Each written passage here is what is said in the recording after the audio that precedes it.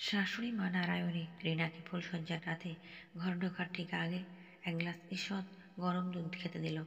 তারপর বলল, এবার তুমি তোমার ঘরে ঢুকে কপাটের ভিতরের খিল দিয়ে শুতে যাও। ভানু বেচারির খুব ঘুম আসছিল, আগেই শুয়ে পড়েছে, হয়তো ঘুমিয়েও গেছে। একটু কম রাতেই ঘুমানোর ওর অভ্যাস, আবার খুব ভোরে উঠে পড়ে, হয়তো তখন তোমার জ্বালাতন করবে বলে একটু হেসে রিনাকে শোবার ঘরে দরজা অবধি দিয়ে এলো। রাত তখন প্রায় 11টা। মাঘ মাসের বেশ ভালো রাত, অন্তত রিনার কাছে তো বটেই। শাশুড়ির কথায় ঠিক স্বামী ভানু ঘুমিয়ে লেপ মুড়ি দিয়ে বড় খাটের এক পাশে পড়ে আছে। রিনারও বেশ সারাদিন ঝক্কি গেছে, খুব ঘুম আসছিল। এমন নরম গদিযুক্ত বিছানায় সে জীবনে ঘুমায়নি। বিছানায় শোয়া মাত্রই ঘুমিয়ে যায়। সকাল প্রায় 8টা, ঘুম থেকে উঠে ভীষণ লজ্জা লাগছিল। স্বামী কখন কোন ভোরে উঠে বিছানা ছেড়েছিল। তবে মানুষটি দুষ্টু, কথা কম বলে, প্রশ্ন করলে এক কথায় উত্তর দেয়। কিন্তু রিনার মনে হচ্ছিল তার ঘুমের মধ্যেই স্বামী নিজের শখ মিটিয়েছে। কম বয়স হলেও বড়রা তাকে বিবাহ ফুলশয্যার রাত বিষয়ে একটা ধারণা দিয়েছিল। তার পোশাক পরিচ্ছদ তেমন খোলাখুলি না করলেও বেশ বুঝতে পারছিল সে আর কুমারী নেই। শাশুড়ি মা তাকে ঘর থেকে বের হতে দেখে, একগাল হেসে বলে, এত বেলা হলো উঠতে, শরীর ঠিক আছে তো বৌমা?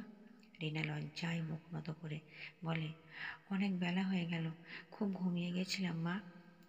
ও মা, এতে লজ্জার কি আছে? তুমি রাজরানী, যখন খুশি উঠবে। এটা তোমার পূর্ণ স্বাধীনতা। এ বাড়িতে বউ মানে ঝি নয়, মেয়েদের চেয়েও তার আদর বেশি। এবার মা স্নান করে এসো, তারপর কিছু খাবে।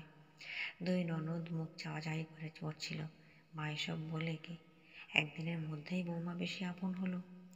নারায়ণী বুদ্ধিমতী, তাই মেয়েদের বলল, তোরা আমার বেশি আপন, কিন্তু এই সংসারের আমার বৌমা লক্ষ্মী, বড় সম্পদ। তাই আমি এ বাড়ির গিন্নি হিসেবে রিনাই আমার বেশি আপন, এ বাড়ির ভবিষ্যৎ। শাশুড়ির যত্নে রিনা কেমন সংকোচ বোধ করে। ভালো খাবার তাকে বেশি করে খাওয়াতো। রাতে ক্ষীরের মতো মিষ্টি দুধ নিজের হাতে যত্ন করে রিনার হাতে ধরিয়ে দিত। অষ্টমঙ্গলার দিন রিনা বাপের বাড়ি গেল। শাশুড়ির খুব প্রশংসা শুনে বাড়ির লোক খুশি। মা গোপনে জানতে চায় বরের কথা। লজ্জায় রিনা বলে, ওটা চুপ্পি শয়তান, উপরে ভালো মানুষ, কথা বলে না। আর আমাকে দিন রাতে গোপনে বলে লজ্জায় চুপ করে যায়। মা বুঝতে পারে, বলে, মা, সব তো সমান হয় না, ওই একটু অন্যরকম, পরে ঠিক হয়ে যাবে। সেই রাতে রিনা তার বাপের বাড়ি থাকলেও ভানু তাদের বাড়ি ফিরে এলো। শাশুড়ি রিনাকে বলে দিয়েছিল, রাতে ঘুম না এলে ভানুর সমস্যা হয়। ডাক্তার বলেছেন ঘুমটা যেন ওর নিয়ম মতো ঠিক রুটিন মেনে হয়। ওর অন্য কোথাও ঘুম হয় না, তাই বাইরে ভানু কোনোদিন রাত কাটায় না। শাশুড়ির কথা অবাধ্য রিনা নয়, ভানু নিজের বাড়িতেই ফিরে আসে। একই গ্রামে দুই বাড়ির দূরত্ব 1 কিলোমিটার নয়, তাই সমস্যা হলো না। আর ভানুকে নিয়ে রঙ্গ রসিকতা অষ্টমঙ্গলার দিন রিনাদের বাড়িতে করতে নিষেধ করেছিল শাশুড়ি। ওর এসব পছন্দ নয়, রাগলেও চণ্ডাল হয়ে যায়।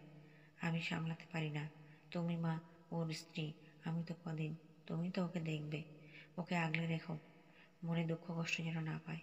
রিনা শাশুড়ির নির্দেশ অক্ষরে অক্ষরে পালন করে। একদিন থেকেই রিনাও তার বাপের বাড়িতে মন বসে নেই।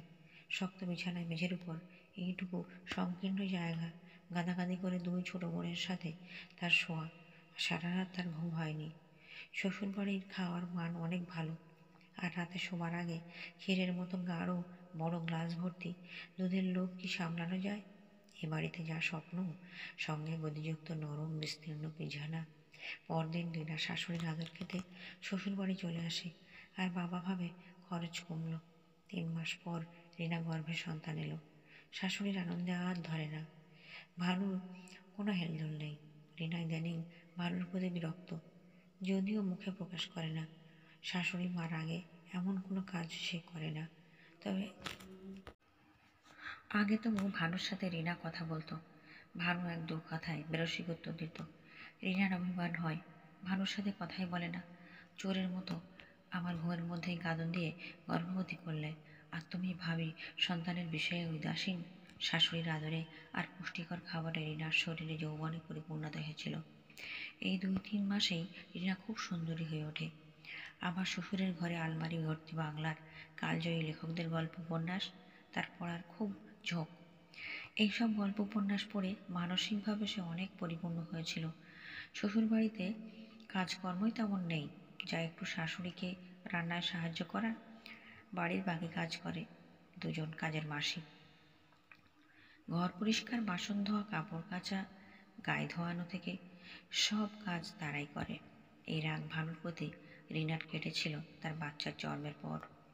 ঈশ্বর যেন শাশুড়ির মনের কথাই শুনল, এক ফুটফুটে পুত্র সন্তান হলো। এরপর রিনার আদর শাশুড়ির কাছে যেন দ্বিগুণ বাড়ল। সন্তানকে ভানু আদর করত ওর মতো করে, কিন্তু একদিন রাতে অসুস্থ বাচ্চা মানিক, তখন 1.5 বছর বয়স, সারা রাত ঘ্যান ঘ্যান করত, রাতে কাঁদছিল, যে কারণে ভানুর ঘুম ভেঙে রেগে চিৎকার চেঁচামেচি করছিল। সন্তানের শরীর খারাপ আর বাবার ঘুম নষ্ট হচ্ছে বলে এই অসহিষ্ণু আচরণে রিনা তো হতবাক। নারায়ণী উঠে এসেছিল, রিনাকে দরজা খুলতে বলে।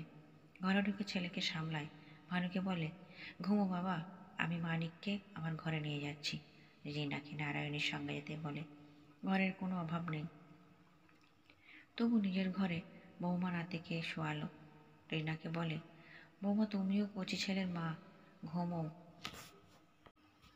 ভিডিওটি ভালো লাগলে একটা লাইক দেবেন, আর পরের পর্ব দেখার জন্য অবশ্যই চ্যানেলটিকে সাবস্ক্রাইব করে নেবেন।